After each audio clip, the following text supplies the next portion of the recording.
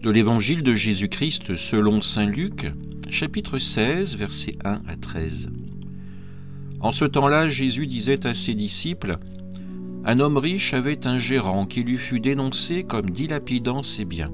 Il le convoqua et lui dit : « Qu'est-ce que j'apprends à ton sujet ?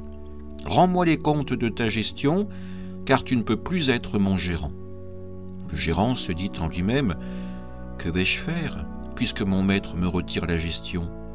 Travailler la terre, je n'en ai pas la force. Mendier, j'aurai honte.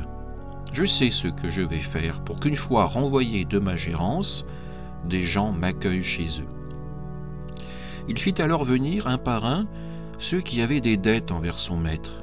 Il demanda au premier : « Combien dois-tu à mon maître ?» Il répondit : « 100 barils d'huile. » Le gérant lui dit : « Voici ton reçu.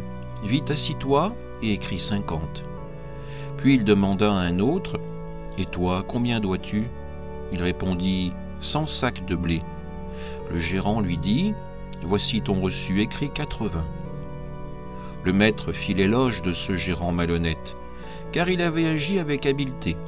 En effet, les fils de ce monde sont plus habiles entre eux que les fils de la lumière. Eh bien moi, je vous le dis, faites-vous des amis avec l'argent malhonnête, afin que le jour où il ne sera plus là, ses amis vous accueillent dans les demeures éternelles. Celui qui est digne de confiance dans la moindre chose est digne de confiance aussi dans une grande. Celui qui est malhonnête dans la moindre chose est malhonnête aussi dans une grande. Si donc vous n'avez pas été digne de confiance pour l'argent malhonnête, qui vous confiera le bien véritable ? Et si, pour ce qui est à autrui, vous n'avez pas été digne de confiance, ce qui vous revient, qui vous le donnera ? Aucun domestique ne peut servir de maître. Ou bien il haïra l'un et aimera l'autre, ou bien il s'attachera à l'un et méprisera l'autre. Vous ne pouvez pas servir à la fois Dieu et l'argent. Acclamons la parole de Dieu. Frères et sœurs, aujourd'hui l'Évangile nous présente une parabole troublante, celle de l'intendant malhonnête, un homme qui, confronté à la perte de sa position, agit avec astuce pour s'assurer un avenir.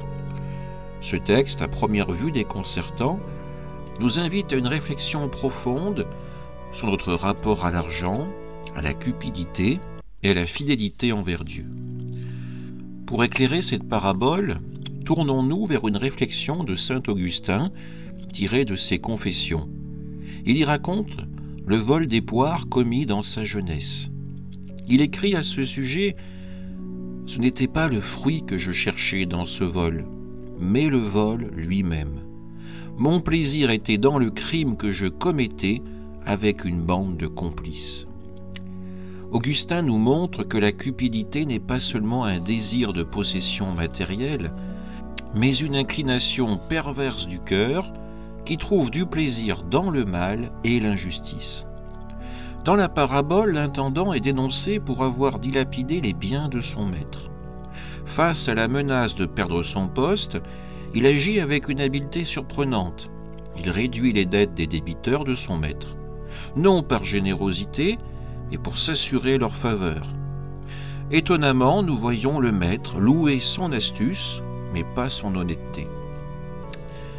Jésus, en racontant cette histoire, ne glorifie pas lui non plus la malhonnêteté, mais nous interpelle.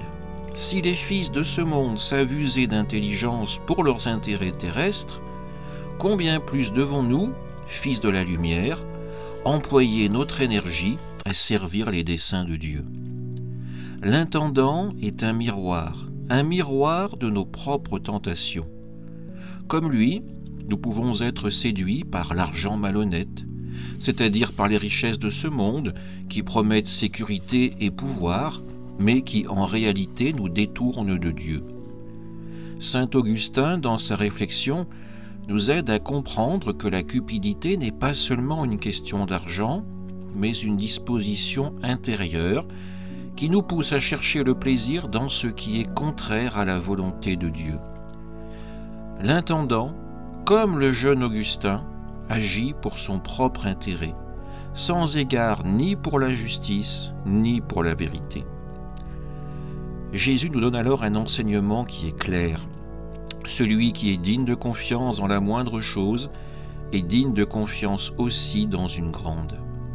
La fidélité dans les petites choses, notre manière de gérer l'argent, le temps, les relations, tout cela reflète notre fidélité envers Dieu. Si nous laissons la cupidité ou la malhonnêteté guider nos choix, même dans les affaires qui sont apparemment insignifiantes, nous risquons de nous éloigner du bien véritable, la communion avec Dieu et les demeures éternelles. Mais Jésus va plus loin. Il nous dit « Faites-vous des amis avec l'argent malhonnête, afin que le jour où il ne sera plus là, ces amis vous accueillent dans les demeures éternelles. » Cet appel paradoxal nous invite à utiliser les biens de ce monde, non pour nous enrichir égoïstement, mais pour bâtir des relations d'amour, de charité et de justice. L'argent, s'il est utilisé pour soulager les pauvres, soutenir les nécessiteux ou promouvoir le bien, devient un outil pour le royaume. Comme l'intendant a su gagner des amis par son astuce, nous sommes appelés à user des ressources de ce monde avec la sagesse des fils de la lumière pour servir Dieu et nos frères. Enfin, Jésus nous met en garde. Vous ne pouvez pas servir à la fois Dieu et l'argent. Ce choix radical est au cœur de notre vie chrétienne. Saint Augustin, dans son propre cheminement, a découvert que la véritable liberté ne vient pas en cédant à la cupidité, mais en se tournant vers Dieu qui seul comble le cœur. La malhonnêteté, qu'elle soit dans les grandes ou les petites choses, nous enchaîne à ce monde passager. La fidélité au Seigneur, en revanche, nous ouvre les portes, le chemin de la vie éternelle. Frères et sœurs, demandons-nous aujourd'hui, comment utilisons-nous les biens que Dieu nous confie? Sommes-nous des intendants fidèles ou laissons-nous la cupidité guider nos choix? Que le Seigneur nous donne la grâce de choisir chaque jour de servir Dieu plutôt que l'argent et de faire de nos vies une offrande pour sa gloire et le salut de nos frères. Amen.